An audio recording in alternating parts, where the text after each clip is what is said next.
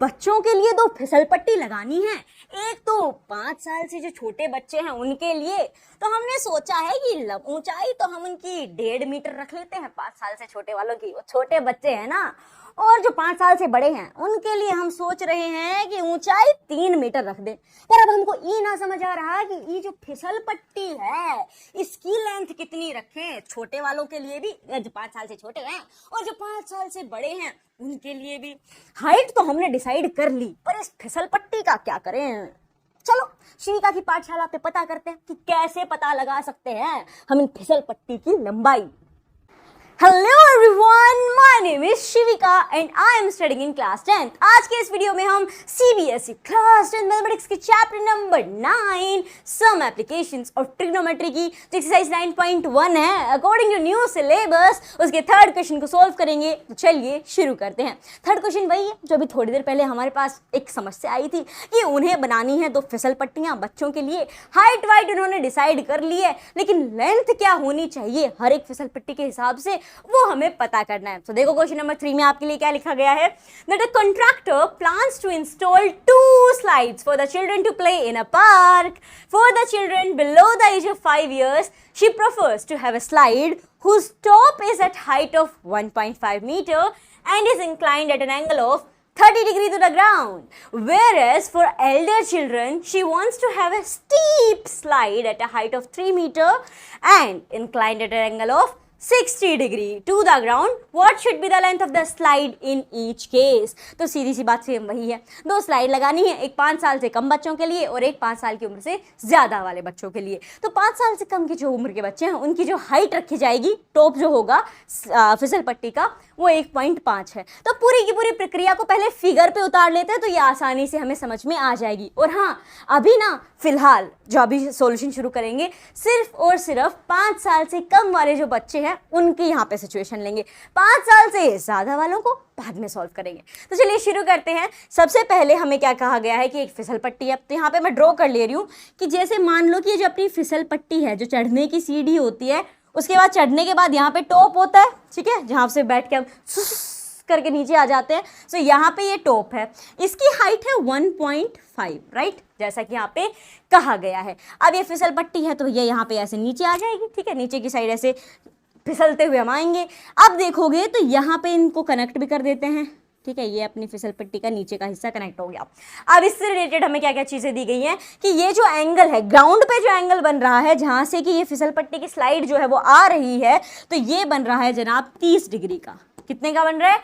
30 degree का। और यहाँ पे जो सीधा दिया गया है, जो हाइट दी गई है वो आपको दी गई है 1.5 मीटर। अब आप फटाफट से यहाँ पे आइडेंटिफाई कीजिए कि आपको क्या पता करना है। ओके, ये बनाया ना आपने फिसल पट्टी, स्लाइड, जी बिल्कुल, तो हमें तो स्लाइड पता करनी है, मतलब हमें ये वाला हिस्सा पता करना है एग्जैक्टली। तो उसके लिए हम क्या करेंगे, बोले अरे अरे अरे समझ गए, एक साइड हमें दी गई है, दूसरी हमें पता करनी है, तो पाइथागोरस तो भैया काम आने वाले नहीं है, तो हम यहाँ लेंगे ट्रिग्नोमेट्रिक रेशियोज। एग्जैक्टली, तभी तो चैप्टर का नाम है सम एप्लीकेशंस ऑफ ट्रिग्नोमेट्री। सो अब उसको पता करने के लिए हम अपनी स्लाइड को एक नाम भी दे देते हैं। तो चलो मान लेते हैं कि ये जो ए से लेके बी तक है ना, ये हाइट है, और फिसल पट्टी जो है वो अपनी ए सी है, जो स्लाइड है वो ए सी हो जाएगी। अब ये जो आपने माना है ना, इसे लिखना भी पड़ेगा। तो चलो इसे यहाँ पे लिख देते हैं कि भैया ए बी तो टॉप है अपना, A B is the top and top of slide and AC is the slide. AC जो है वो स्लाइड है।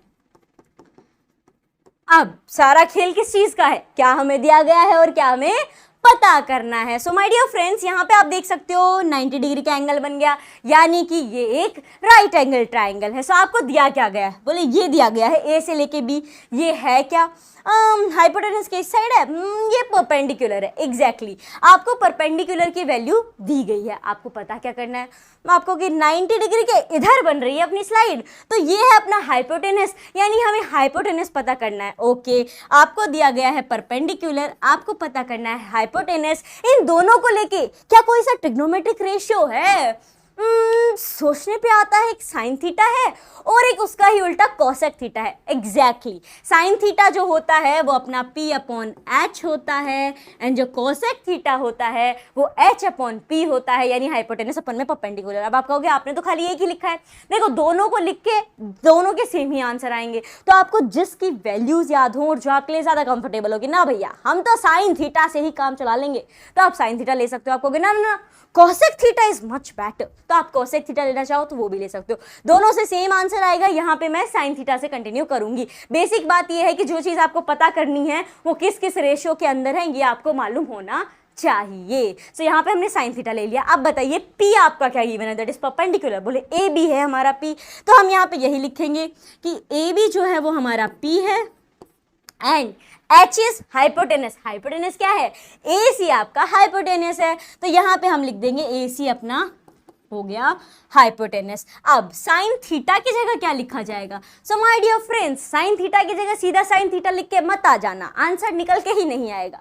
सो थीटा की जगह हमें वो वैल्यू लिखनी है जो हमें एंगल के रूप में सवाल में दी गई हो। क्या दिया गया है एंगल? 30 डिग्री कहा गया है। एग्जैक्टली सो आपका थीटा हो जाएगा 30, सो ये हो जाएगा साइन 30 डिग्री। अब हम इसमें डालेंगे वैल्यूज। सो क्या आपको परपेंडिकुलर ए भी पता है? जी बिल्कुल पता है, 1.5 गिवन है, सो ये आ जाएगा आपका 1.5। क्या आपको AC पता है? कहोगे वही तो, AC ही तो नहीं पता। सो कोई बात नहीं, उसे आप एज इट इज लिख दो, कोई चेंज करने की कोई जरूरत नहीं है। सो यहाँ पे हम लिख देंगे AC as it is equals to, अब हमें लिखनी है साइन 30 डिग्री की वैल्यू। सो साइन 30 क्या होता है? बहुत आसान होता है, एक का आधा होता है। अब सोचो एक का आधा कितना होगा? सो मेरे प्यारे प्यारे दोस्तों, अरिगनर अन्ना है भारत का सबसे बड़ा जू। साइन 30 डिग्री हो जाएगा 1/2, ठीक है, 1/2 हो गया आपका साइन 30 डिग्री। अब क्या करना है? अब सीधा सीधा क्रॉस मल्टीप्लीकेशन कर देना है एंड आंसर आ जाएगा। फाइनल आंसर नहीं, बट हाँ जो छोटे वाले बच्चे हैं 5 साल से कम उम्र के जो है उनकी स्लाइड की लेंथ तो पता चल ही जाएगी। सो यहाँ पे आप करोगे 1.5 को 2 के साथ मल्टीप्लाई, तो ये हो जाएगा आपका 3, बिकॉज 2 के साथ 1.5 मल्टीप्लाई हुआ तो 3 आएगा, तो ये मल्टीप्लिकेशन पे 3 आया।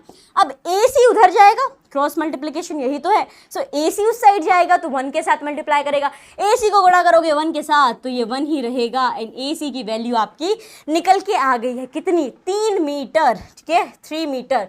यूनिट जरूर मेंशन कर देना, बिकॉज आपको क्वेश्चन के अंदर भी यहाँ पे यूनिट बताई गई है कि हाइट मीटर में है। सो जो लेंथ निकाली है स्लाइड की वो भी मीटर में होगी। So AC is equals to 3 metre, that the length of the slide for the childrens of below 5 years age is 3 metre. चलो एक काम तो हमने पूरा कर दिया है, एक स्लाइड तो अब बच्चों के लिए बन ही जाएगी। अब चलते हैं आगे।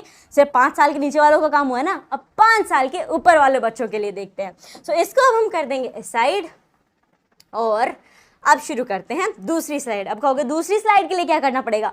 वापस से एक स्लाइड बनानी पड़ेगी। एक ही स्लाइड में तो काम हो नहीं रहा है, क्योंकि शुरुआत में लिखा गया है a contractor plans to install 2 slide, तो ये तो एक स्लाइड हो गई। अब दूसरी स्लाइड बनाते हैं। सो यहाँ पे हम इसे कंटिन्यू करते हैं। वापस से आप स्लाइड फॉर्म कर लो, किस हिसाब से? वही है कि एक तो हाइट होगी, टॉप होगा स्लाइड का जहाँ तक चढ़ेंगे सीढ़ियों पे चढ़ते चढ़ते, उसके बाद एक फिसल पट्टी अपनी ये आ गई जहाँ से फिसल के नीचे आ जाएंगे, और ये हो गया यहाँ पे इसे कनेक्ट, ठीक है, ये हमने कनेक्ट कर दिया। अब इसको लेके सवाल में क्या क्या कहा गया है? whereas for elder children she wants to have a steep slide at the height of 3 metre, यानी ये जो हाइट है ये 3 मीटर दी गई है। अब आपको ये हो गया आपका 3 metre and the inclined at an angle of 60 degree to the ground. Ground से जो एंगल बन रहा है वो कितने डिग्री का है? 60 डिग्री का है। चलो ये हो गई सारी चीजें जो हमें सवाल में दी गई थी। हमें क्या पता करना है? हमें पता करनी है ये स्लाइड। तो इस स्लाइड को भी वापस से एक नाम दे देते हैं, तो वही हो जाएगा भैया ये भी A, ये B, ठीक है, A भी अपना टॉप बन गया और ये C पॉइंट नाम दे देते हैं जहां पे ये एंगल फॉर्म हो रहा है, तो AC अपनी स्लाइड बन गई है। अब कहोगे इसे भी वापस से हमें मेंशन करना पड़ेगा कि A भी टॉप है और AC अपनी स्लाइड है। जी बिल्कुल, मेंशन तो करना पड़ेगा। तो चलो यहाँ पे लिख देते हैं, एक लाइन में लिखा जाएगा ये that AB is the slide and okay, AB is the top of the slide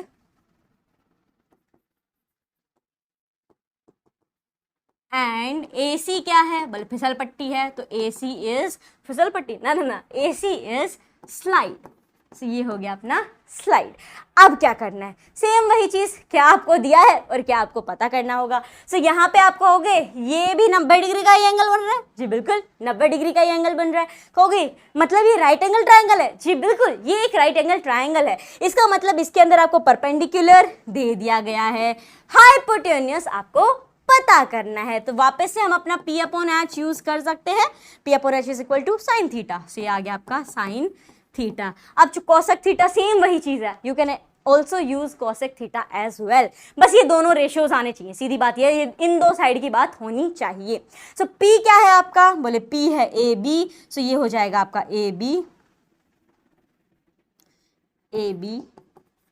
upon में एच क्या है, हाइपोटेनस क्या गिवन है, ए सी, तो ये हो गया ए बी अपॉन में ए सी साइन थीटा। अब कहोगे थीटा ओके 30 डिग्री, ना ना ना ना ना, वो पहले वाले केस में था। यहां पे आप देखोगे तो जो एंगल बन रहा है ग्राउंड पे आके वो 60 डिग्री का बन रहा है, तो अब थीटा की वैल्यू आप 60 डिग्री रखोगे ना कि 30 डिग्री। सो साइन थीटा की जगह हो जाएगा ये आपका साइन 60 डिग्री। अब क्या आपको ए बी की वैल्यू पता है, जी बिल्कुल, ए बी अपना 3 दिया गया है। क्या आपको ए सी की वैल्यू पता है, ना कोई बात नहीं, ए सी एज इट इज लिख देते हैं। तो ये आ गया ए सी। क्या आपको साइन 60 डिग्री पता है, 0 degree 30 degree 45 degree 60 degree 90 degree angle सारे होने चाहिए याद। यहाँ पे आपका साइन 60 डिग्री हो जाएगा √3 अपॉन में 2, ठीक है। ये बहुत आसान है, टेबल आप एक बार याद कर लोगे, ट्रिग्नोमेट्री के सारे सवाल चुटकियों में कर दोगे। तो ये हो गया आपका √3 अपॉन में 2। अब क्या किया जाए माय डियर फ्रेंड्स, सिंपल सी आसान सी प्यारी सी क्रॉस मल्टीप्लिकेशन कर देना है। तो यहाँ पे मैं इसे थोड़ा सा छोटा कर लेते हैं एंड क्रॉस मल्टीप्लाई कर लेंगे। सो AC को कर दो पहले तो √3 के साथ, बोले ओके √3 को करा AC के साथ मल्टीप्लाई, तो ये हो गया √3 AC which is equals to, अब क्या करना है, बोले 3 को 2 के साथ गुना करना है, यानी 3 इंटू 2 करना है, तो क्या आएगा। सो माय डियर फ्रेंड्स, जीवन में मेहनत करने वालों का सफल होना होता है फिक्स, जीवन में मेहनत करने वालों का सफल होना होता है फिक्स। 3 गुणा 2 यहाँ पे हो जाएगा आपका 6, 3 इंटू 2 इज 6, तो ये आ गया आपका 6। अब क्या किया जाए, बोले हमें तो खाली AC चाहिए, बोले हाँ, और ये √3 इसके साथ है, जी बिल्कुल, तो क्या करेंगे, इस √3 को करवा देंगे बॉर्डर क्रॉस, यानी इक्वेशन के उस साइड भेज देंगे, तो ये हो जाएगा आपका AC इक्वल्स टू 6 अपॉन में √3। So this is the final answer. अब ध्यान देना, मैंने कहा AC is the final answer, AC का फाइनल आंसर निकल के आ गया 6 अपॉन में √3, तो क्या ये सही होगा, ना मुन्ना, कतई सही नहीं होगा। चैप्टर 9 के एक्सप्लेनेशन वीडियो में मैंने आपको बताया था, डिनोमिनेटर के जो डिनोमिनेटर है फ्रैक्शन का, उसके अंदर कभी भी रूट नहीं चलेगा, आंसर गलत हो जाएगा। बोले तो क्या किया जाए, सो अब इस रूट को हटाने के लिए ना हम करेंगे रैशनलाइज। तो चलो रैशनलाइज कर देते हैं। रैशनलाइज कैसे करते हैं, जो भी डिनोमिनेटर आपको गिवन होगा उसको ऊपर और नीचे यानी न्यूमरेटर और डिनोमिनेटर में मल्टीप्लाई कर देना है। √3 आपको गिवन है, सो ये आ जाएगा अपॉन में ऊपर भी √3, इसके नीचे भी √3। अब इसे गुणा कर दो तो कितना आएगा, बोले 6 को किया √3 के साथ मल्टीप्लाई, तो ये हो जाएगा 6 √3 exactly. So here you get 6 √3 upon नीचे क्या आएगा, अब देखो 2 बार √3 है, यानी रूट के अंदर एक 3 आया फिर एक 3 आया, 3 का पेयर बन गया, और जब भी रूट के अंदर पेयर बनेगा वैल्यू बाहर आ जाएगी। तो ये हो गया आपका 3 एज इट इज, ठीक है, रूट हट गया है। अब कहोगे this is the final answer, ना ना ना, यहाँ पे हम थोड़ी बहुत काटापीटी भी कर सकते हैं, बिकॉज 3 1 जा 3 होता है एंड 3 2 जा 6 होता है। अब आएगा हमारा फाइनल आंसर 2√3, AC की वैल्यू निकल के आ गई है 2√3, यानी जो 5 साल से बड़े बच्चे हैं उनके लिए जो फिसल पट्टी बनाई जाएगी उस फिसल पट्टी की लेंथ होगी 2√3, और जो छोटे हैं उनकी क्या होगी, सो उनके लिए 3 मीटर की फिसल पट्टी यहाँ पे बन जाएगी। अब कहोगे अच्छा हो गया यहाँ पे सब, आप तो तनिक ठहरिए, ये जो भी मैंने बोला ना इस सबको आपको लिखना भी पड़ेगा, क्योंकि उसके भी नंबर मिलते हैं। वो नहीं लिखा तो आप खाली ऐसे ही सॉल्यूशन करके आ गए, सो मार्क्स कटने की संभावना है।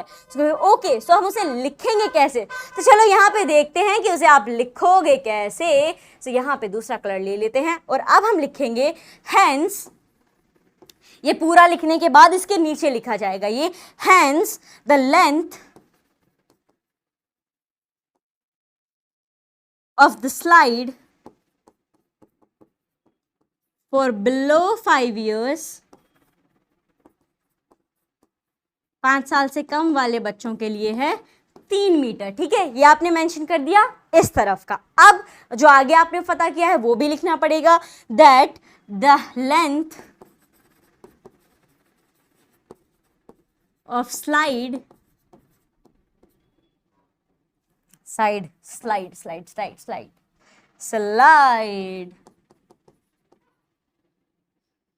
for elder children